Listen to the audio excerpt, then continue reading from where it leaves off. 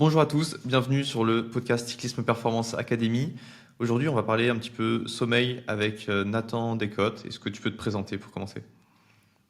Bonjour à tous, bonjour Mathieu, merci de m'avoir invité. Je me présente, Nathan Descotes, je suis en thèse, je suis en troisième année de thèse à l'université Grenoble-Alpes et je suis co-encadré par Sandrine Ezora-Gotter et Monique Mandelson et mon travail se porte un peu sur le lien entre le sommeil et le bien-être. Basiquement, comment est-ce que le sommeil des athlètes de haut niveau peut impacter leur bien-être et leur mal-être.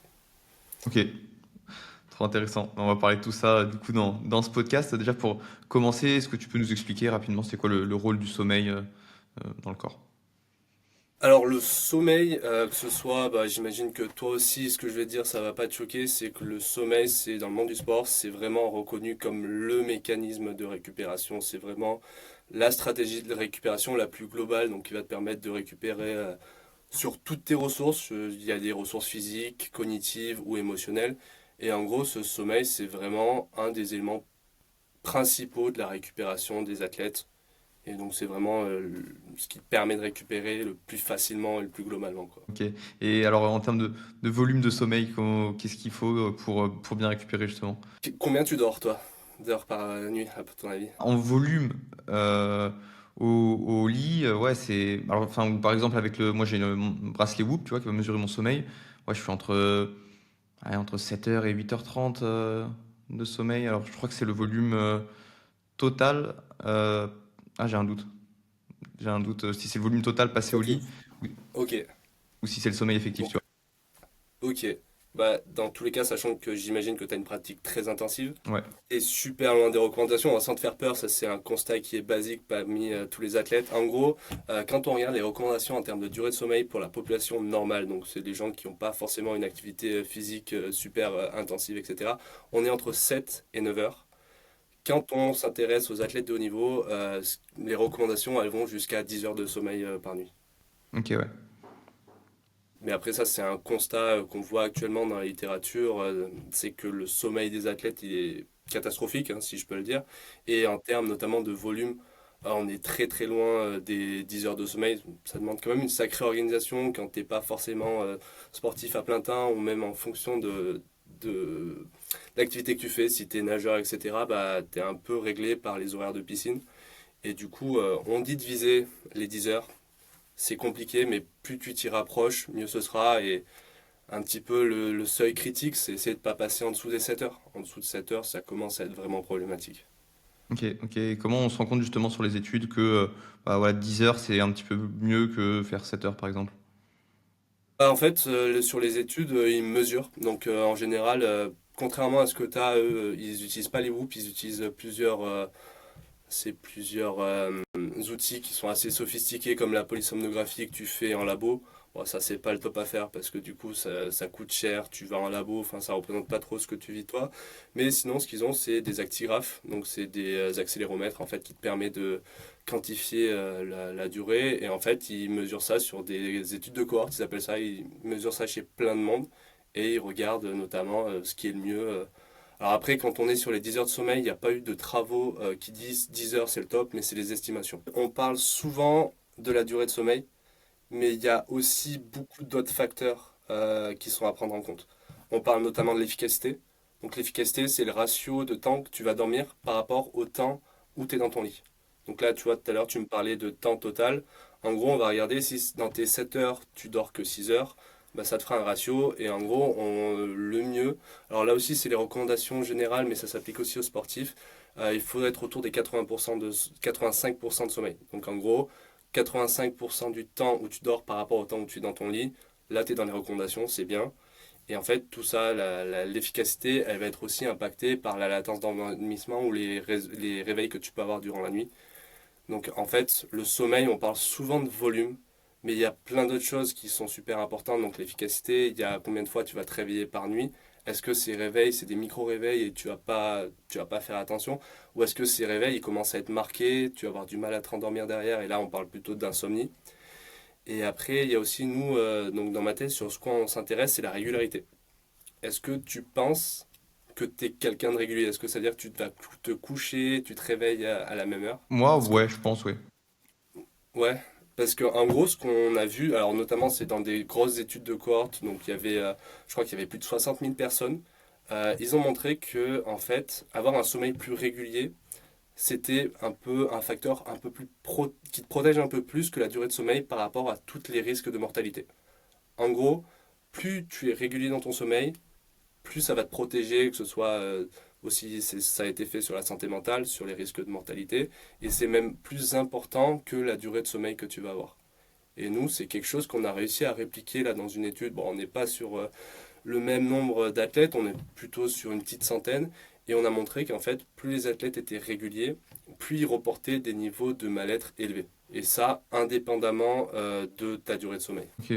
Et comment ça s'expliquerait Alors ça, c'est assez compliqué. Là, comme ça, je te dirais en fait, pourquoi est-ce que la régularité jouerait sur tout ça? En fait, parce que plus tu es régulier, plus ton système circadien, donc en gros, ton système circadien, c'est ce qui va influencer le plus le sommeil. Donc en gros, tu as l'hormone principale de ce système qui est la mélatonine. Et cette mélatonine, elle a fluctué en fonction de la journée. Elle va atteindre un pic le soir, ce qui va correspondre à ton endormissement. Et le matin, ça va être à son pic le plus bas. Et du coup, ça va être le moment où tu vas te réveiller. Et en fait, le fait d'être régulier, ton cycle, il va être régulier. Un cycle circadien, c'est aux alentours des 24 heures, 24,5 heures. Et donc, plus tu arrives à le maintenir régulièrement, moins il sera impacté. Tu vois, si un soir, tu vas aller sortir avec tes amis, le lendemain, tu dors à 8 heures, tu t'endors à 20 heures, pardon, le surlendemain, bah, tu vas regarder une série, tu t'endors à 22 heures, bah, ça, c'est tout des choses, des mécanismes qui vont impacter ton cycle circadien. Et du coup, tes pourcentages, un peu, si on peut dire comme ça, de mélatonine vont fluctuer. Et du coup, en fait, ton corps et ton cerveau, ton cycle sera plus est-ce que tu dois t'endormir, oui ou non. Donc tu mettras peut-être plus de temps à t'endormir, ce qui jouera du coup aussi sur la durée, sur ton efficacité de sommeil, et ce qui jouera du coup sur ta récupération, ton bien-être mental, etc. Donc en fait, la régularité, pour résumer un petit peu, ça va impacter, plus tu es régulier, moins tu vas mettre de temps à t'endormir, plus tu vas être efficace dans ton sommeil, moins tu risques de te réveiller la nuit, et du coup, meilleur sera ton sommeil globalement. Ok, ouais, ouais, carrément, je capte. Et on n'a pas parlé par exemple, du sommeil long, du sommeil profond, du sommeil paradoxal. Quel impact ça a sur la récupération, sur la qualité du sommeil? Ok, bah alors déjà pour résumer, c'est qu'en gros, dans ton sommeil, tu as deux types de sommeil. Donc le sommeil lent, qui est plutôt le sommeil de la récupération, et le sommeil paradoxal, qui a un moindre effet sur ta récupération. Le sommeil lent, il a une plus grande proportion en début de nuit. Donc on a peut-être, je sais pas si tu as déjà entendu dire que les premières heures de la nuit, c'est les plus importantes. C'est parce que c'est ce moment où il y a le plus de sommeil lent et donc le plus d'effet sur la récupération. Et ça joue sur la récupération physiologique, sur le système immunitaire, sur les apprentissages, sur la mémoire. Et ça, à partir de moitié de nuit, alors ça dépend un peu de tes rythmes et tout, sachant qu'une nuit, ça fait plusieurs cycles, on va dire aux alentours de 1 heure, 2 heures du matin, tu as un petit shift, et ce qui fait que tu vas avoir moins de sommeil lent, donc moins de capacité de réparation sur cette deuxième partie de nuit. Et en gros, ça, pourquoi est-ce que c'est le sommeil lent qui joue plus dans la récupération? C'est que pendant cette période-là de sommeil lent, tu as l'hormone de croissance, qui est l'hormone de récupération qui va t'aider à récupérer d'un point de vue physiologique, etc. Ok, ouais, donc ça a un impact vraiment important sur derrière donc la qualité du sommeil, quoi, clairement, et la récupération. Exactement. Ouais. En gros, tu vois, pour revenir à ta question du volume horaire, en fait, le volume horaire c'est bien, mais il faut faire attention à la régularité et pas se coucher trop tard non plus pour pas perdre toute cette première partie de nuit, qui est la partie la plus lente et la plus profonde avec le plus de capacité de récupération. Parce que, mettons, oui, mais est-ce que c'est la première partie de nuit, tu veux dire les premières heures, ou par exemple, si bah, peu importe l'heure où on se couche, finalement, ça sera les premières parties de la nuit, tu vois ce que je veux dire? Ouais, mais en fait, ce qui joue beaucoup, et c'est là où on revient avec le cycle circadien, c'est qu'en gros, ton cycle, il suit un peu. La lumière, c'est le plus gros régulateur de ton cycle. Donc la mélatonine, elle va fluctuer en fonction de la lumière.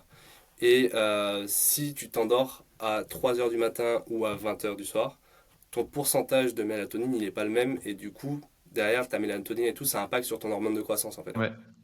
Ouais, carrément, bah, c'est quelque chose que j'avais déjà entendu et tu vois, je savais pas si c'était vrai, genre que bah, les heures de sommeil avant minuit, elles étaient plus importantes. Euh, mais bah, du coup, tu expliques et donc c'est plutôt vrai alors. Ouais, et du coup, ce qu'il faut faire gaffe, c'est pas parce que ta première partie de nuit, elle est après minuit, qu'elle aura le même pouvoir récupérateur qu'une vraie première partie de nuit aux alentours des minuit, tu vois. Ok, ouais. Ok, ouais. Ouais, je vois. Donc faut pas se dire si je vais me coucher genre à 1 heure du mat et que je fais mes 8 heures, je suis, c'est ok, mais je suis pas sauvé, quoi. Je n'aurai pas le même sommeil qu'un sommeil normal. Ok, et alors bah, quel impact, par exemple, sur vraiment, si on parle de performance directement, quand on fait une nuit qui est vraiment courte et qu'on doit faire une performance le lendemain, est-ce que ça s'est étudié vraiment, voilà, si faire mauvaise nuit, est-ce que ça a un impact direct sur notre performance dès le lendemain? Ouais, ouais, alors il y a une récente méta-analyse. Donc méta-analyse, c'est un papier qui prend tous les papiers qui ont été faits sur un sujet. Et là, ils se sont intéressés à comment la privation de sommeil, elle impacte la performance sportive. Donc en gros, ils avaient une trentaine d'études, je crois, avec 75 indicateurs de la performance. Donc ça passe par l'endurance, force explosive, vitesse. Et en fait, ils ont montré de manière générale qu'une privation de sommeil, ça va négativement impacter ta performance le lendemain. Pourquoi est-ce que ça joue là-dessus? Pour être honnête, je sais pas. C'est Ok, juste pour ça. ok, ok. Et sur quand ils mesurent les performances du lendemain, c'est quoi? C'est souvent un test physio, un contre-la-montre. Est-ce que tu as une idée Ouais, ouais, c'était sur des tests. Vraiment, c'était une épreuve faite en labo, donc c'était vraiment des tests vraiment calibrés, paramétrés pour que ce soit reproduit exactement pareil sur ce qui a été fait en amont et puis après la nuit. Ok, ok, ouais.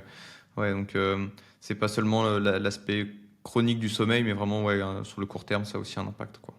Ouais, ouais, ouais. Et puis le pire dans tout ça, en fait, c'est que le court terme, une nuit de privation, tu vas la payer cash le lendemain. Et pour la rattraper, c'est pas parce que, admettons, si tu vois, on parle de durée de sommeil. Tu dors 5 heures la première nuit et tu essayes de dormir 15 heures la nuit d'après.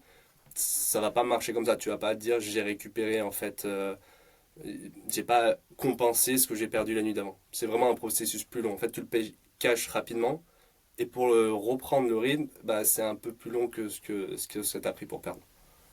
Ok, ok. Et est-ce que du coup, ajouter une sieste ou quelque chose comme ça participe, j'imagine, à diminuer l'impact d'une mauvaise nuit, mais est-ce que on peut vraiment aussi rattraper complètement?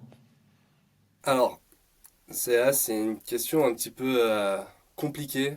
Si tu regardes purement d'un point de vue performance, il y a une méta-analyse, donc comme tout à l'heure, qui a montré que la sieste, elle avait aidé les athlètes à récupérer d'une privation partielle de sommeil sur les performances.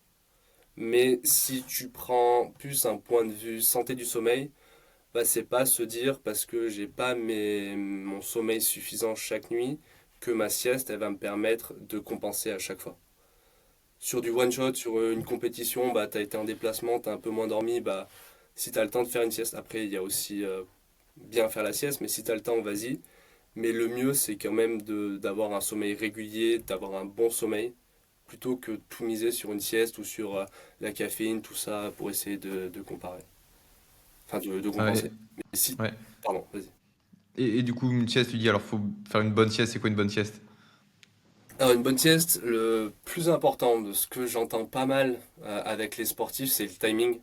Encore une fois, tu as cette ambivalence entre est-ce que je vise que la performance à l'instant T ou est-ce que je vise ma santé du sommeil durable. Le mieux, c'est de faire une sieste en début d'après-midi, donc soit direct après manger, mais pas plus loin que allez, 15 heures grand max. Et encore, des fois, ça peut être un peu tard parce que ça, en fait, ça peut aussi jouer sur ton sommeil. Et après, il y a différentes stratégies de sommeil, de sieste, pardon. En gros, les durées, ça va de 20 minutes, donc on appelle ça une micro-nap, une micro-sieste, jusqu'à 90 minutes. L'idée, c'est de ne pas dépasser les 90 minutes. 90 minutes, ça fait un cycle. Donc si tu repars dans un autre cycle, tu risques d'être un petit peu plus, avoir une petite latence de réveil un peu plus élevée. Et sachant que plus tu augmentes ton temps de sieste, plus tu vas avoir une latence avant d'être vraiment à 100% de tes capacités. En gros, moi, ce que je conseillerais, ce qui marche le mieux, c'est faire 20-30 minutes de sieste pour après être efficace directement après. Si par contre, tu vois, ta compétition elle est à 20 heures le soir, bah, tu peux faire 1 heure et demie de sieste à 14 heures et que tu n'as rien l'après-midi, ça va pas être un gros problème. Puis après aussi, ce qui est cool, c'est bah, ça, c'est surtout un peu plus dans le monde du travail. Tu as les coffee nap. C'est tu prends un café, derrière, t'enquilles sur une micro-sieste, et en fait, tu as le pouvoir un peu du café qui agit pendant ta sieste. Ta sieste, elle fait aussi son travail, et quand tu te réveilles, tu es à 100%. Ouais, ça c'est bien. Après, à faire attention avec le café aussi. En fait, café, sieste, tu as vraiment un timing à récupérer. Tu vois, le café, ils ont montré que il peut impacter la qualité de ton sommeil jusqu'à 8 heures après ta dernière prise. Donc, toi qui es cycliste, si tu prends des gels en caféine l'après-midi bah, et que tu n'arrives pas à dormir la nuit, je pense que tu sais à peu près d'où ça vient, quoi. Ouais, ah bah ouais, complètement. Ça, on le ressent. Tu sais, moi, je le fais jamais à l'entraînement, mais en course, du coup, ça arrive.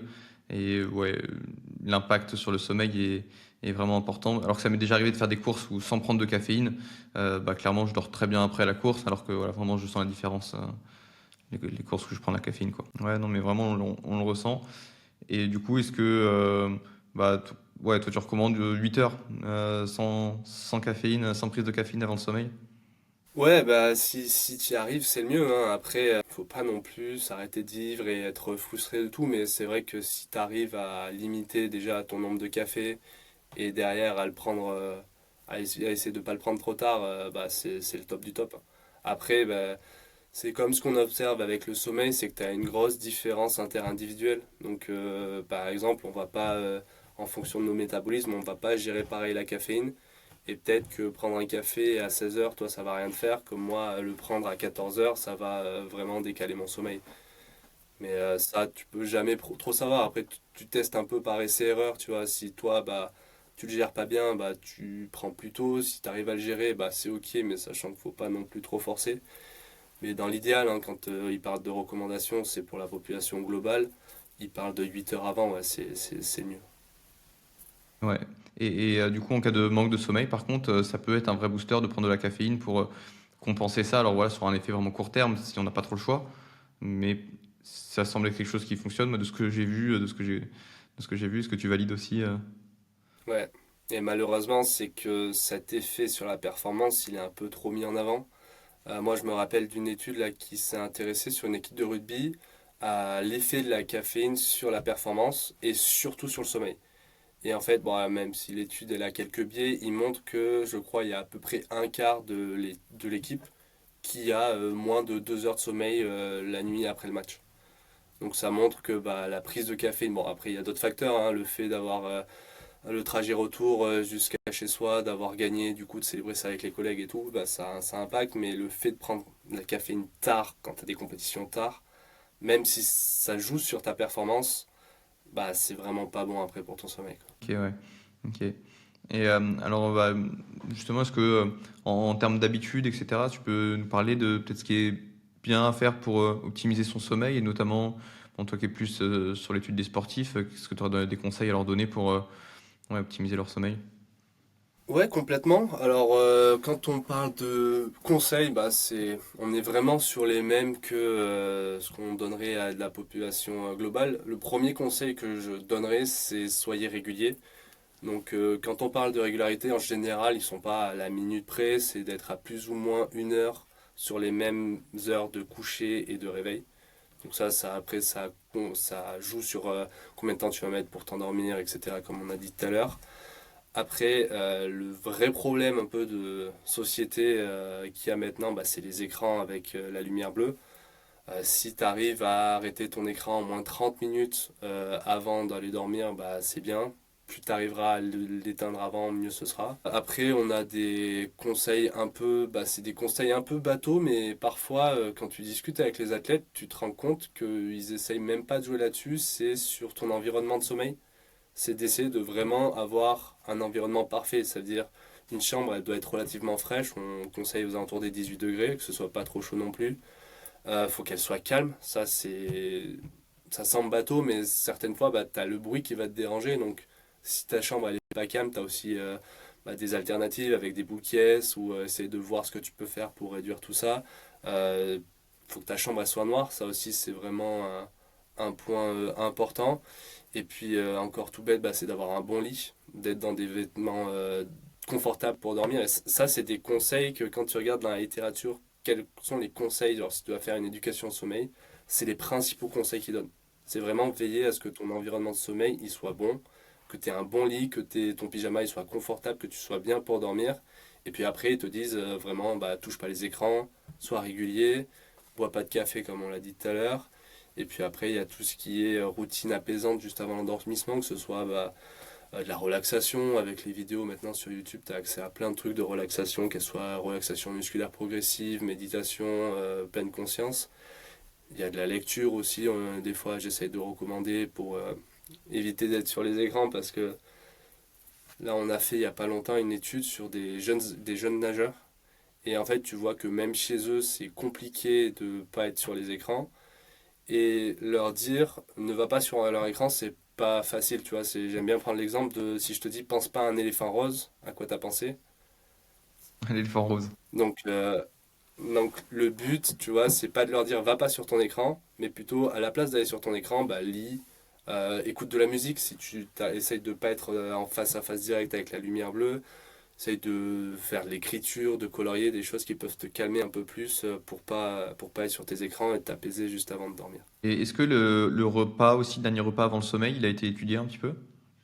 Ouais, alors je t'avoue que là-dessus, j'ai pas de souvenir vraiment net, mais alors il faut manger pas tout de suite après, enfin pas tout de suite avant de dormir parce que t'as le temps de digérer, etc. Et dans mes souvenirs, il me semble qu'il fallait limiter tout ce qui était enfin tout ce qui est chargé en glucides juste avant de dormir, vaut mieux éviter et avoir des repas légers, c'est ce qui est plutôt recommandé avant de dormir. Ouais. Ouais, ouais, de mémoire, c'est ce que j'ai en tête aussi. Et en tout cas, d'avoir un certain délai quand même entre le repas, la fin du repas et l'endormissement. Mais ça, on le ressent assez facilement aussi, hein, rien que par expérience. Après un gros repas, c'est pas forcément évident de s'endormir, quoi. Après, je me rappelle, il y a une étude, ils ont montré d'avoir un gros repas, en fait, ça joue sur ta latence d'endormissement.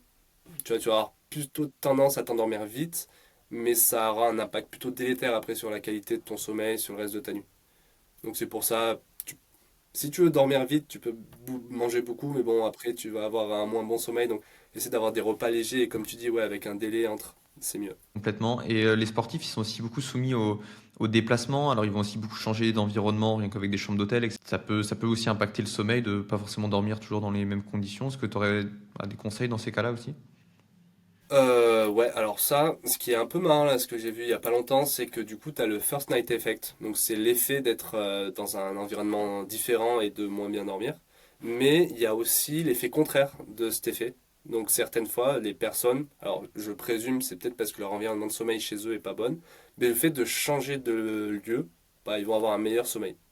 Donc, ça, c'est la première fun fact que j'ai trouvé. Je trouvais ça assez marrant que dans un sens, ils disent bah, dormir dans un lieu différent, ça peut impacter négativement, et d'autres personnes qui disent bah, pour certaines, ça peut être bien. Après, en termes de conseils, bah, mis à part essayer de faire en sorte que bah, si tu es dans une chambre d'hôtel, qu'elle soit aussi calme, malheureusement ça tu peux pas trop contrôler, mais tu peux contrôler la température et le fait que ce soit noir. Et après, il y a, bah, en fait, c'est pas forcément jouer directement sur ta chambre d'hôtel, mais c'est tout ce qui est ta routine, en fait. Si tu vas aller dormir à la même heure tous les jours, que tu sois chez toi ou ailleurs, ça va un peu moins impacter ton sommeil. Pareil, si tu as toujours la même routine avant de dormir, bah, ça peut t'aider à limiter l'effet négatif du fait de ne pas dormir chez toi et d'être dans un environnement différent. Ouais, carrément. Je sais que des fois aussi, moi, je peux prendre mon oreiller. Et je sais que redormir toujours sur le même oreiller, ça apporte du confort et on sent. Ouais, ça reste une habitude, quoi. Ouais, carrément. Et puis à l'extrême, pendant le Tour de France, là, on voit de plus en plus d'équipes qui se déplacent carrément avec leurs matelas, les draps, tout ça. Bah, en fait, tout ça, le but, c'est vraiment de créer une routine. Et que, comme tu disais, en fait, de pas être chez soi, bah, c'est de le transformer en ce qui peut être vraiment chez soi. Bon, après, il faut avoir des moyens pour suivre, pour avoir son matelas qui suit. Mais ouais, déjà, l'oreiller, ouais, c'est une bonne idée. Et pareil aussi, niveau des fois des décalages horaires, ce genre de choses, comment est-ce qu'on peut le gérer, ça? Le mieux, ce qu'on peut faire, de toute façon, c'est pas possible de pas en souffrir de ces décalages horaires parce que ça revient à la question des cycles circadiens. Il faut qu'en fait ton cycle hormonal et circadien il se remette à jour. Mais surtout, en fait, ce qui va impacter les déplacements, c'est quand tu as des longs trajets avec peu de sommeil. Donc ça, en fait, ça va être ça hein, qui te dérègle surtout parce que tu arrives, t'as pas dormi et tu vas arriver ces jours, il va falloir que tu tiennes la journée.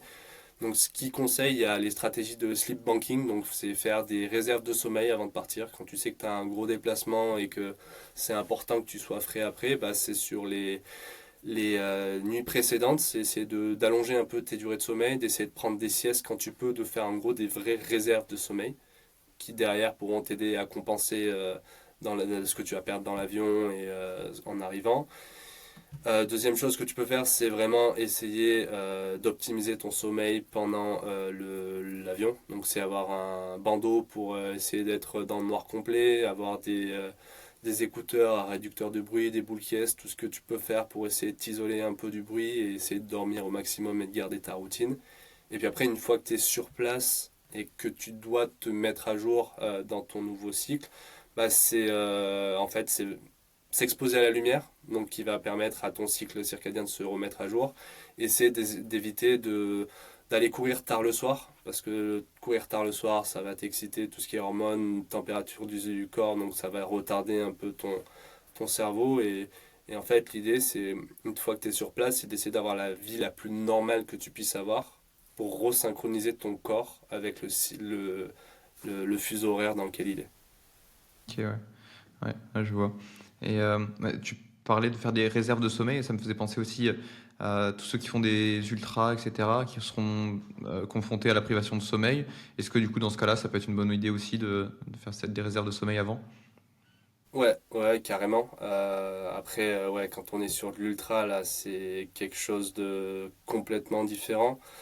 Et il y a des équipes qui travaillent là-dessus, qui font de la recherche là sur le Race Cross France. Ils ont suivi il y a pas longtemps, je crois, des athlètes. Et en fait, ce qui montre, alors si je me souviens bien, c'est que les athlètes, quand ils arrivaient à dormir un peu plus, bah, c'était meilleur pour leur performance sur la longue durée. Donc en fait, même si des fois en ne dormant pas, tu peux te dire je vais gagner du temps, bah, tu perds en efficacité, aussi en j'ai perdu le mot, en lucidité. Et du coup, tu peux être amené à faire des erreurs de trajectoire, à aussi prendre des risques. Ça aussi, c'est un des gros problèmes qu'il y a avec l'ultra sur le fait de pas dormir, c'est que bah, t'es plus lucide et tu peux prendre des risques, que ce soit vitaux, et encore ta santé, c'est même plus, enfin ta performance, c'est plus un problème, mais c'est vraiment important de dormir, même si tu es sur de l'ultra. Et ouais, tout ce que tu peux faire en amont, bah, c'est là pour t'aider. Donc si tu arrives à faire des réserves de sommeil avant de partir, si tu arrives à caser une sieste un petit peu avant le départ, bah, tout ce que tu peux gagner, c'est déjà ça de prix, quoi. Ok, ouais. Ouais, intéressant. Euh, je voulais te parler aussi tout ce qui mesure le sommeil, les montres, les applications, etc. Qu'est-ce que t'en penses? Est-ce que tu recommandes? Ouais, qu'est-ce que t'en penses? Alors, tu m'as dit que tu utilisais la Whoop. Toi, qu'est-ce que tu penses de ça? Comment tu l'utilises, cette Whoop? Ouais, bah moi je regarde surtout les valeurs de FC au repos et de HRV. Ça voilà, je les suis directement. Et après, je trouve que le sommeil, je regarde un petit peu moins. Je vais regarder le volume, ce que je te disais tout à l'heure, tu vois, entre 7 et 8 heures. Bon, moi, voilà, je le traque, mais en soi, je l'analyse pas plus que ça. Les cycles de sommeil, etc., je vais pas regarder. Même l'efficacité du sommeil, en fait, je regarde pas vraiment. Vraiment juste, ouais, je m'en sers pour faire le lien avec mon entraînement et du coup, juste récupérer les valeurs de FC au repos, de HRV. Sans pareil regarder la valeur de Whoop qui va donner un pourcentage de récupération, c'est pareil, ça je m'en occupe pas. Et juste vraiment, je récupère toutes mes données de ouais, FC, HRV. Ah, c'est super intéressant de faire comme ça parce que alors c'est cool de pouvoir maintenant surveiller son sommeil. Je reviendrai juste après sur les montres en soi, mais le fait que ce soit cool, ça a aussi amené à des dérives. Tu as notamment un phénomène qui s'appelle l'orthosomnie, et en fait, c'est les personnes qui pensent qu'elles ont un mauvais sommeil parce que leur montre donc que ce soit leur montre, leur matériel connecté, les bagues que tu peux avoir, leur disent, bah en fait, tu as un mauvais sommeil, donc ton sommeil est pas bon, il faut que tu ailles voir quelqu'un. Donc ça, c'est une des grosses dérives qu'il y a maintenant avec, alors pas tout le monde, hein, mais il commence à y en avoir de plus en plus. Et juste d'avoir son sommeil, ouais, de voir, comme tu dis, juste de traquer, de voir comment ça fit avec toi, tes ressentis, comment ça fit avec ta charge d'entraînement, ça c'est vrai que c'est cool. Alors, pour revenir maintenant plus précisément sur ces outils, ils ont deux problèmes. Le premier problème, et qui est le plus gros, c'est qu'en gros, c'est une boîte noire. Les compagnies, elles commercialisent leurs outils, donc elles n'ont pas intérêt à montrer comment est-ce que tel score est calculé, parce que c'est ce qui leur fait gagner de l'argent. Et ça, c'est la limite, c'est que on sait que tu peux avoir un score. Alors des fois, il me semble que c'est pour Whoop, tu me corrigeras si je dis n'importe quoi, mais ils peuvent te dire, voilà, ta cible de sommeil que tu dois atteindre. C'est ça? Mais le problème, c'est que on ne sait pas sur quoi ils se basent. Ok, peut-être qu'ils se basent sur des données qui sont recueillies par accélérométrie ou sur VFC. Enfin, ça on ne le sait pas du tout. Donc c'est vraiment la première limite des montres connectées, c'est que c'est une vraie boîte noire et c'est impossible de savoir comment les données sont traitées. Et la seconde, c'est quant à la fiabilité, à la précision de ces montres. Donc elles sont pour la plupart testées contre polysomnographie, qui est le gold standard. Donc en gros, si tu veux mesurer parfaitement le sommeil, tu vas faire de la polysomnographie. Et après, tu as les accéléromètres, donc c'est tout ce qui est plutôt pour la recherche, c'est assez cher, et quoi qu'encore ça peut changer. Et ce qui est le moins précis du coup en troisième lieu, c'est les montres connectées, les bagues, Oura Ring, tout ça. Ça a du sens sur du très long terme pour voir tes tendances, mais après, pour ce qui est par exemple les phases de sommeil, c'est quelque chose que tu peux pas faire confiance à ça, parce que le seul outil, même nous avec les accéléromètres, on peut pas avoir les phases de sommeil. Le seul outil qui te permet d'avoir les phases de sommeil, c'est la polysomnographie. Derrière, eux, avec les données de fréquence cardiaque qu'ils ont, ils arrivent à dire à peu près dans quel stade de sommeil tu étais. Est-ce que tu étais à peu près dans du sommeil profond? Est-ce que tu étais dans du sommeil lent? Mais ils peuvent pas savoir, enfin du paradoxal, pardon, et du lent. Mais ils peuvent pas savoir, c'est de l'approximation, donc c'est faut faire attention à ça en fait. Comme tu dis, si toi tu regardes juste pour voir, essayer de corroborer avec tes ressentis et ta charge d'entraînement, ça a tout son sens parce que c'est un outil en plus pour se connaître, donc c'est parfait. Par contre, si tu jures que par ça, bah là tu commences à tomber dans les limites de ces capteurs et à te faire prendre un peu par le jeu des données qui peut parfois t'induire en erreur. Ouais, non, mais complètement. Et c'est pour ça que je m'attarde pas trop sur ouais, voilà, les informations que Whoop va me donner en plus sur mon sommeil. Voilà, en soi, le volume, le moment où je m'endors et le moment où je me réveille, bon, c'est quand même à peu près fiable. Donc ça, je sais que je peux m'en servir comme référence sur le long terme. Après, oui, en soi, la qualité du sommeil, c'est quand même compliqué, quoi. Ouais. Mais c'est cool. Enfin, je sais pas si toi tu t'en sers quand tu vois t'es un peu vraiment en forme de regarder un petit peu sur les 3 dernières semaines comment était ton sommeil. Est-ce que il s'est amélioré? Peut-être que tu vois derrière tu peux avoir des pistes toi sur comment optimiser au maximum ta récup. Là-dessus, je trouve que c'est super important. Enfin, c'est super intéressant parce qu'au final, bon, même si ça coûte un petit billet, tout le monde peut y avoir accès et commencer à avoir un peu des feedbacks sur ces données qu'on n'a pas en temps normal. Complètement. Puis, alors, c'est sûr qu'on peut être dans l'extrême, mais on peut aussi avoir juste l'effet positif d'avoir des habitudes peut-être plus saines de sommeil, voilà, sans non plus tomber dans l'extrême et d'être trop centré sur la métrique de sommeil en elle-même.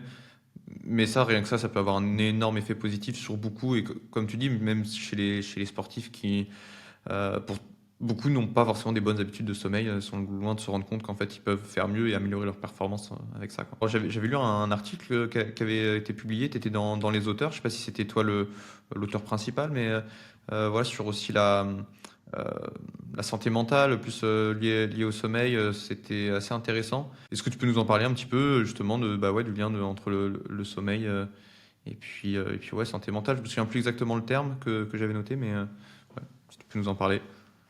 Ouais, bah oui, alors ça c'était un de mes travaux de master, donc on a valorisé et en fait là moi mon sujet de thèse il s'intéresse clairement à comment est-ce que le sommeil impacte le bien-être. Donc dans la littérature on sait qu'il y a une relation bidirectionnelle, donc on sait que le sommeil impacte le bien-être et le mal-être, mais on sait aussi que le bien-être et le mal-être impactent le sommeil. Donc les deux jouent sur chacun. Nous, dans ma thèse, on a fait le choix de se concentrer que sur un des deux parce que se concentrer sur les deux, c'est compliqué. Et ce qu'on a montré pour le moment, c'est que donc on a fait une méta-analyse en prenant différents indicateurs du sommeil. Donc nous, on a notamment la durée du sommeil et la qualité. Donc la qualité, c'est à quel point en gros tu es satisfait de ton sommeil, pour résumer. Et en gros, on a montré que ces deux composants, donc ces deux indicateurs du sommeil, ils sont positivement et significativement lié au bien-être et au mal-être. En gros, plus tu vas dormir et plus ta qualité sera bonne, meilleur sera ton bien-être et tu auras moins de symptômes de mal-être. Après, pour le coup, ce sujet, comme moi j'ai pu le voir pendant qu'on faisait cette méta-analyse, c'est qu'il y a encore pas énormément de preuves là-dessus. C'est vraiment, malgré que le fait que le sommeil soit un sujet super étudié, que ce soit chez les populations globales, chez les sportifs, il manque encore de preuves sur son lien avec la santé mentale des athlètes. Par exemple, je peux pas te dire à l'heure d'aujourd'hui, est-ce que c'est vraiment le sommeil qui impacte le bien-être ou est-ce que c'est le bien-être qui impacte le sommeil? Il y a très peu d'études à ma connaissance, il doit y avoir une seule étude qui a analysé cette relation et les résultats ils sont mitigés. À un moment c'est oui, à un moment c'est non. Donc c'est un sujet super intéressant mais qui n'est pas encore complètement étudié, même s'il y en a de plus en plus aussi dans le monde organisationnel, donc dans le monde du travail, il commence à y en avoir un peu plus. À l'heure d'aujourd'hui, on est sûr que le sommeil et le bien-être sont liés, mais on ne sait pas encore exactement comment. Ok, ouais, c'est assez intéressant. Je dirais que bah, dans les auteurs, il y avait Yannick Balk qui avait fait une conférence d'ailleurs à l'université. Je sais pas si tu y étais, mais moi j'y étais. Et, ouais, c'était assez intéressant. C'est sur la récupération mentale, le détachement, et finalement de se rendre compte que bah, quand on est fatigué, enfin en fait ça c'est un cercle vicieux où on arrive moins à se détacher, mais aussi du coup ça va impacter derrière notre sommeil, et ainsi de suite. Où finalement c'est ouais, vraiment un cercle vicieux dans lequel les sportifs peuvent tomber quoi. Ouais, carrément. Et bah, du coup, ça, ce que tu dis, c'est l'Ender Recovery Trap, donc c'est le piège de la sous-récupération. Et ça, bah, moi, je raccroche au sommeil parce que j'y suis dessus, mais tu vois, le fait de se dire j'ai besoin de récupérer, parfois tu vas dire bah, j'ai besoin de dormir, et pour autant, tu vas aller sur Instagram, tu vas jouer à un jeu sur ton téléphone, et en fait, tu as cette procrastination qui fait que plus tu sais que tu as besoin de récupérer, plus tu es un peu tenté d'échanger un peu ton sommeil contre. Bah, tu te dis, bon, c'est bon, 10 minutes de téléphone, bah, c'est pas grand-chose, puis je serais content de le faire ça. Donc je vais laisser 10 minutes, puis après c'est 10 minutes par-ci, 10 minutes par-là. Et en fait, c'est marrant de voir que plus les personnes ont besoin de récupérer, moins elles mettent en place ces stratégies, que ce soit par exemple sur le sommeil, mais aussi sur le détachement, comme tu disais. Donc le détachement, c'est tout ce qui est lié au fait de se déconnecter de ton sport, en l'occurrence. Donc, par exemple, toi, tu es cycliste, tu vas tout le temps penser cycliste. Pendant tes entraînements, bah, tes ressources émotionnelles, cognitives, elles vont diminuer. Et pour faire face un petit peu à la charge émotionnelle cognitive que tu peux avoir dans ta pratique sportive, bah, tu as besoin d'avoir un niveau de ressources élevé. Et ça passe par les stratégies de récupération, dont le détachement mental qui permet de récupérer d'un point de vue cognitif et émotionnel. Et le détachement mental, c'est, par exemple, pour donner des idées, c'est essayer de ranger ton vélo, toutes tes affaires qui peuvent te rappeler de ta pratique sportive dans un endroit différent chez toi. Et du coup, tu n'es pas 100% en train de penser à ton sport. Ça peut être aussi rencontrer des personnes et parler avec des gens de choses différentes de vélo. Donc parler foot, rugby, n'importe quoi, mais essayer de pas parler vélo. Essayer de pas regarder des vidéos, de pas être sur les réseaux qu'avec des trucs de vélo pour essayer de te détacher, donc de pas penser à ton sport. Et ça, c'est super important dans la récupération. Et même ce détachement, il se retrouve dans l'endormissement. Je sais pas si tu as déjà eu en veille de compétition ou même après un mauvais entraînement, t'arrivais pas à t'endormir le soir parce que tu repensais à ça. Et ben ça aussi, ça joue pas mal, le fait de tout le temps être dans la pensée de ton vélo. Bah, tu vas avoir des pensées parasites le soir avant de t'endormir. Tu vas ruminer, donc on appelle ça des ruminations sur bah, tu as fait une mauvaise performance, par exemple tu as eu un petit manque de lucidité pendant une course, tu t'es mal placé.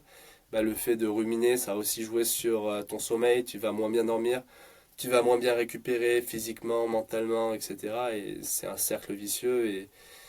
Et le détachement mental, ouais, c'est aussi important que le sommeil, mais des fois ça se télescope. Parce que tu vois, quand on parle de détachement mental, c'est aller voir des personnes différentes, faire des choses différentes, mais des fois il n'y a que le soir où tu peux faire des choses différentes. Du coup, tu es un peu entre est-ce que je priorise mon sommeil, quitte à bah, repenser à ma mauvaise séance ou mauvaise course d'aujourd'hui et mettre 10 ans à m'endormir, ou est-ce que bah, j'essaye de sortir sans sortir trop tard et du coup je vais me détacher mentalement, je vais prendre du plaisir et derrière, je vais pouvoir avoir un sommeil un peu plus efficace. C'est aussi un petit peu marrant que ces stratégies, elles sont des fois en opposition, mais des fois aussi, elles sont complémentaires. Ouais, c'est ça. Après, ce qu'il faut, c'est juste trouver l'équilibre finalement entre les deux, essayer de peut-être.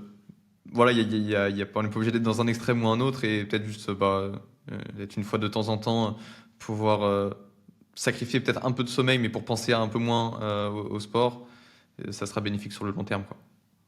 Clairement, quand on faisait l'étude avec les nageurs, moi j'avais tendance à dire que si tu arrives à être régulier 5, 6 jours sur 7 et qu'il y a un jour, bah, parce que tu vas aller voir tes potes, tu vas aller faire quelque chose, voir un spectacle, aller au resto, bah fonce, hein.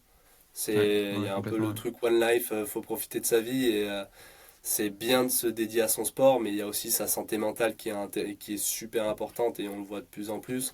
Et il faut pas rester, enfin, moi je dirais pas rester à 100% enfermé dans ses devoirs de sportif. Et des fois, c'est prendre temps pour soi.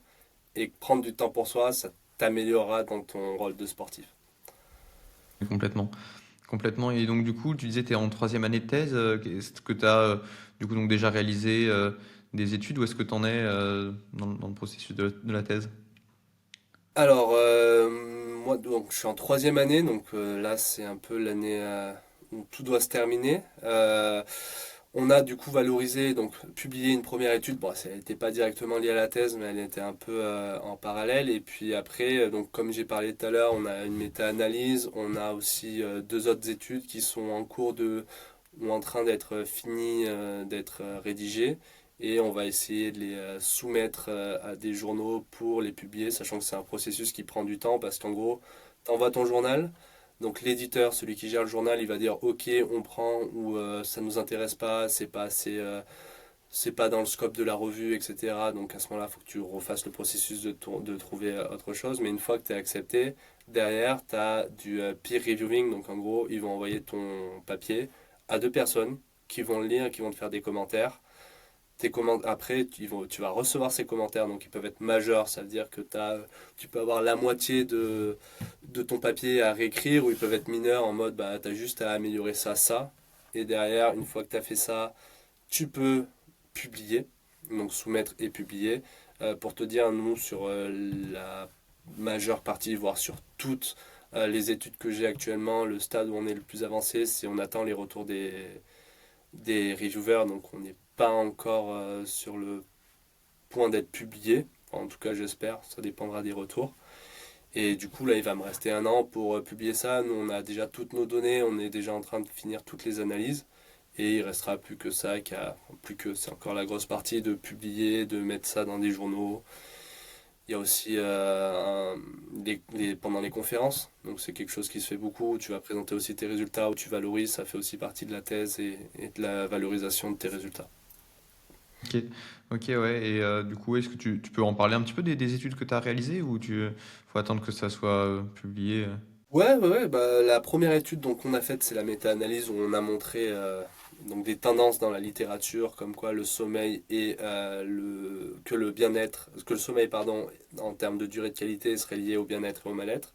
On a aussi mis en avant du coup toutes les limites que j'ai dit, donc il y a encore peu d'indicateurs du sommeil, tu vois, comme on parlait tout à l'heure de régularité, d'heure de coucher, tout ça, bah, c'est pas vraiment investigué sur comment est-ce que ça impacte la santé mentale des athlètes. Il y a des papiers qui sont faites sur la population générale, mais moi je me concentre vraiment sur les athlètes de haut niveau. Donc on a mis ça en avant, on a mis en avant qu'il manquait pas mal de preuves pour en savoir encore plus sur cette relation entre sommeil et bien-être, qui est un peu de l'œuf ou la poule, qui influence qui.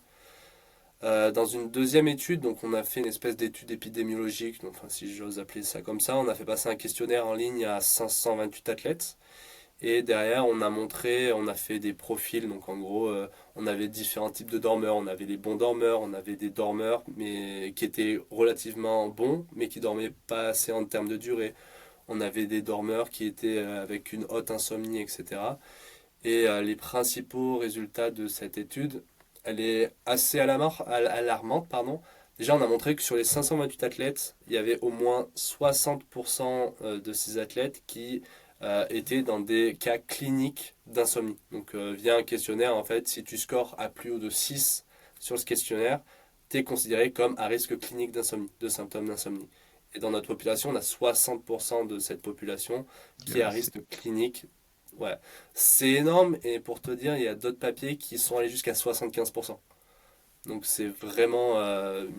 alors, je ne serais pas capable de dire si c'est plus que la population normale, mais en tout cas, je pense que l'insomnie, elle est sous-représentée quand on en parle comme ça. Je pense que, comme on le voit, hein, énormément, presque tout le monde est touché par les risques d'insomnie. Et encore plus, comme je pense que tu as dû peut-être y être confronté, tu as les insomnies liées à l'anxiété pré-compétitive, veille de compétition importante, tu commences à ruminer, etc. Donc c'est quelque chose de vraiment très répandu. On a aussi montré dans ce papier qu'on aurait un peu une espèce, alors ça reste à confirmer avec d'autres études sur un plus grand nombre de personnes, mais il y aurait un risque un peu des personnes à risque, ce serait toutes celles qui dormiraient moins de 7 heures. Nous, on a vu que sur les 528 athlètes, toutes celles qui dormaient de moins de 7 heures, elles reportaient significativement plus de... Donc nous, on était sur du burn-out sportif, donc plus de mal-être là que les autres, et moins de bien-être aussi sportif que les autres qui dormaient plus de 7 heures par nuit. Et après, et la dernière étude, c'est long, hein, mais la dernière étude, donc on était focalisé sur la régularité du sommeil et on a montré dans cette étude, là encore, on est sur un très petit échantillon, on a moins de 100 personnes, mais c'est quand même déjà assez bien parce que pour te dire, en gros, le protocole, on avait des personnes, elles devaient porter une montre tous les soirs pendant 7 nuits consécutives. Donc c'était pas évident de faire porter ça aux différents athlètes, mais il y en a 80 qui ont joué le jeu. Et en gros, on a pu montrer que plus tu étais régulier, plus tu avais tendance à reporter moins de mal-être, et ce, indépendamment de ta durée ou ta qualité de sommeil. Donc qui placerait, comme ça a été déjà montré dans d'autres études de cohorte, comme la régularité serait peut-être un indicateur un peu plus important du sommeil que la durée, que l'efficacité, que tout ça. Ouais, super intéressant. Ouais. Est-ce que c'est quelque chose qui te parle un petit peu, tout ce qui est somnifère, etc., l'impact vraiment sur la qualité du sommeil? C'est vrai que là, ça me faisait penser quand tu évoquais des cas d'insomnie. C'est vrai que chez les sportifs que je vois parfois autour de moi, souvent, ils vont utiliser ça, parfois en compétition. Qu'est-ce que tu en penses? Est-ce que tu aurais des choses à dire là-dessus? Alors, je t'avoue que j'ai jamais été vraiment réfléchi ou confronté à ça dans mes études, mais donc je suis au laboratoire HP2 et à HP2 ils ont une équipe sommeil, donc des fois j'ai déjà été dans des présentations et quand tu entends parler les médecins du sommeil, ils sont tous d'accord que avant de donner des médicaments pour aider à dormir, il faut essayer toutes les autres façons d'améliorer le sommeil des personnes et que vraiment la médicamentation c'est le dernier recours. Et en gros, une fois que tu es parti là-dedans, ben, tu es un peu enfermé là-dedans, tu es dans un cercle vicieux et tu as des conséquences aussi liées à l'effet des médicaments. Donc vraiment, quand tu passes le stade du médicament, c'est que tu es vraiment assez avancé. Donc moi, à la limite, ce que je recommanderais, c'est plutôt, avant de se dire je vais prendre des somnifères pour dormir dans ma pratique sportive, c'est peut-être réfléchir à tous les facteurs, ouais, tous les facteurs qui pourraient impacter ce mauvais sommeil. Tu vois, comme on disait tout à l'heure, tu disais sur la prise de caféine. Bah, peut-être qu'en fait, il y a des athlètes qui ne se rendent pas compte, qui prennent trop de caféine et c'est pour ça qu'ils dorment mal. Et le fait de prendre un somnifère, ils se disent bah, finalement, ma caféine, c'est plus un problème. Du coup, ils se retournent dans ce cercle vicieux. Donc, moi, je pense, en tout cas, mon avis là-dessus, je ne sais pas si c'est le bon ou si il est scientifiquement prouvé. Pour moi, avant de prendre des médicaments, il faut essayer de faire tout ce qu'on peut. Et avant de s'auto-médicamenter aussi, c'est d'aller voir des experts du sommeil. Que ce soit des médecins, maintenant les médecins généralistes, ils ont des fois des appareils pour faire de la polysomnographie portative. Ou alors c'est carrément aller voir des experts du sommeil, mais avant de s'automédicamenter, c'est vraiment essayer de faire tout ce qu'on peut, que ce soit en méthode douce, donc avec éviter du coup la caféine, faire de la relaxation, éviter les écrans, enfin vraiment contrôler sa qualité de sommeil. Même si même ça aide pas, bah, c'est avant de le faire soi-même, c'est d'aller voir un spécialiste. Et vraiment, ça je trouve que c'est un peu sous-utilisé les médecins du sommeil ou même un médecin généraliste qui peut t'aider. Et après, en dernier recours, s'il n'y a pas le choix et que c'est le médecin qui te dit, bah ouais, prendre des médicaments, mais pour moi, c'est vraiment à limiter au maximum. Non, mais carrément, bah, moi, je partage plutôt ton avis. Enfin, c'est le bon sens, en tout cas, de respecter cette démarche-là, ouais. Mais des fois, c'est pas le Et plus simple, malheureusement. ouais, bah déjà, comme tu dis, on peut agir déjà rien que sur la caféine. Souvent, bon, ça reste un plus gros facteur. Après, ouais, avec quelques éléments. Voilà, en contrôlant un peu l'environnement du sommeil, en essayant de faire attention à la nuit, à la température, enfin, ouais, ouais, au noir, à la température, le bruit. On optimise quand même, puis moins utiliser le téléphone aussi, hein. C'est vrai que des fois les compétitions, elles vont se terminer relativement tard et puis après du coup, bah, on va pouvoir, on a envie de traîner un petit peu sur Instagram et cetera parce que, bah, on l'a pas fait de la journée et on va fermer Instagram à 23 heures, forcément, ça impacte quand même vachement le sommeil, quoi. Moi, je pense que si je devais dire un des plus gros problèmes sur les routines de sommeil, c'est les écrans. Sur des études, il y a une étude qui s'est intéressée aux habitudes des jeunes athlètes avant de dormir et je crois que sur 90% des nuits, tous les athlètes, ils étaient une centaine, je crois, reportent avoir utilisé leur téléphone avant de s'endormir. Et ça, c'est catastrophique, mais il y a aussi j'ai découvert ça il y a pas longtemps, c'est assez marrant, tu as des phénomènes en fait qui amplifient ça. Tu as le phénomène du fear of missing out, je sais pas si ça te parle, c'est en gros la peur de louper des choses. Donc vu que tu as peur de louper des conversations, des trucs sur les réseaux, bah, tu vas être constamment à aller dessus, à aller voir, te tenir à jour. Et il y a aussi le colon effect. Alors je pense que ça c'est peut-être un peu moins vrai, quoique chez les jeunes, c'est le fait d'être tout le temps joignable 100% du temps. Donc en gros, tu vas être le soir, tu vas parler avec une personne, et parce que tu veux qu'elle puisse te parler, bah, tu vas continuer à parler, quitte à repousser ton sommeil. Et je trouve que c'est drôle de voir un peu les effets, je sais pas si on peut appeler ça des effets sociétaux, mais des choses te poussent à être encore de plus en plus maintenant sur les écrans. Quand on peut pas te joindre le soir, et bah, tu as l'impression d'être passé à autre chose. Tes potes, ils vont te le dire, ah ben je t'ai envoyé un truc, tu l'as pas vu hier soir, et du coup tu vas être poussé de plus en plus à être sur les écrans. Et c'est la pire des choses, quoi. Les écrans, bah, ça retarde, ça joue sur la mélatonine, tu sais, ça donne une fausse information à ton cerveau. Donc en gros, ta mélatonine, elle va être produite plus tard. Mais il y a aussi quelque chose qu'on sous-estime, c'est les écrans le matin. Quelle est la première chose que tu fais toi le matin en te réveillant? Alors si t'es bien. Alors, souvent, genre, j'ai plus, c'est quelque chose que j'ai fait et d'ailleurs, c'est qui a vraiment amélioré mon sommeil quand j'y pense. C'est vrai que moi, j'ai pas mon téléphone dans ma chambre. Donc, je me lève, enfin, j'ai un réveil normal, enfin, voilà, où j'ai l'heure sur mon réveil. Mais voilà, du coup, quand je décide de me lever, je vais pas forcément chercher mon téléphone tout de suite parce que justement, il est dans une autre pièce. Donc après, bah, je vais faire ma vie le matin, quoi. Mais ça, c'est vrai que même le soir, parce que finalement, bah, quand je vais me coucher, j'ai pas mon téléphone avec moi. Si je veux répondre à un message ou quoi, je suis obligé de me relever et aller dans une autre pièce. Je le fais pas, quoi. Ah, t'es le parfait exemple pour toutes les personnes avec qui j'ai discuté jusqu'à présent. T'es le premier sportif, alors peut-être que les autres me l'ont pas dit, mais je suis enfin, t'es la première personne à me dire ça de j'ai pas mon téléphone dans ma chambre, du coup je suis pas dessus le soir et le matin en fait le premier réflexe à avoir, comme du coup tu dois l'avoir automatiquement, c'est au lieu de s'exposer à la lumière bleue, c'est de s'exposer à la lumière naturelle. Comme ça pareil, ça aussi ça joue sur ton cycle circadien et en fait ce que tu fais c'est parfait. Si tout le monde pouvait le faire, c'est parfait, mais bon, même moi je le fais pas donc Mais c'est vrai que moi, depuis que je l'ai fait, je sais pas depuis quand je fais ça. Ça fait pas tant de temps que ça. Mais ouais, bah, je suis plutôt. Ouais, c'est vrai que je sens que je dors mieux, quoi. bah, Même ça évite continue, de je vais traîner peut-être trop le essayer de le matin. faire. Ouais, non, je conseille. Faut acheter un réveil. euh, et ouais, c'est pas mal. Mais tu vois, ça, c'est des choses basiques, genre achète un réveil, mais c'est des choses qui marchent en fait dans la routine. Tu vois, il y a des choses aussi, comme tu dis, il y a des personnes qui ont du mal qui traînent le matin. Et il y a un conseil que des fois je donne, c'est en fait, tu mets ton réveil, tu le mets fort, et tu le mets à l'autre bout de ta chambre. Du coup, t'es pas là, t'as pas envie de sortir, t'éteins juste ton réveil. Ton réveil, il sonne, il est à l'autre bout de ta chambre. T'es obligé de te lever pour aller le chercher. Et du coup, bah, tu te réveilles et tu procrastines pas dans ton lit le matin. Et toi, du coup, qu'est-ce que tu dois faire après la thèse professionnellement?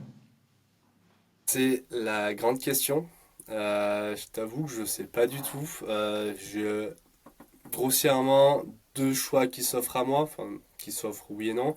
C'est soit de continuer dans l'académique, donc c'est faire de la recherche, donc avec tout ce que ça implique, donner des cours, etc. Soit partir plutôt dans le privé et travailler sur moi, ce que j'aurais en tête, ce serait plus dans des startups ou des, des clubs sportifs, des fois, qui chercheraient à optimiser, même si t'as pas un poste dans un gros club sportif pour optimiser le sommeil des athlètes, mais en gros, ce seraient mes deux options.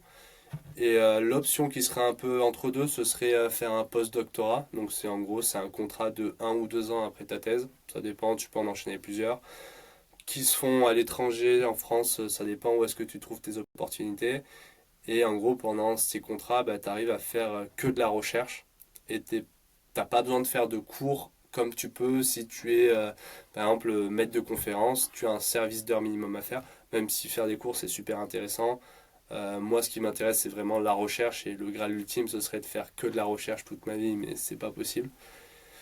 Du coup, tu vois, là, je viens de commencer, là, va me rester tout pile un an avant ma soutenance de thèse, j'espère. Et c'est vraiment quelque chose que j'ai vraiment en tête de ce que je fais après. Et pour le moment, j'ai aucune réponse. Ok, ok. Et bah ouais, bah bon courage pour cette dernière année de thèse. Merci pour tout ce que tu nous as partagé. Merci. Et puis, bah ouais, Merci à toi de où m'avoir est-ce qu'on invité. peut te suivre? Tu partages un peu des fois les choses sur LinkedIn ou sur les réseaux ou pas du tout? Un peu sur les réseaux, mais après, je suis beaucoup sur mes mails par contre. Donc, si jamais des personnes veulent me contacter par mail, on pourra avoir ça. Mais oui, si, sur Ok, LinkedIn, mais je mets pas grand-chose, quoi. Je suis pas très actif. ok. Bon, bah tu partageras quand même Si si tes articles sont publiés, ta thèse, n'hésite pas. Peut-être que des personnes auront écouté le podcast et auront envie de voir ça. Ça marche. Et bah ouais, bah merci. Puis à une prochaine. Bah, merci à toi. Salut.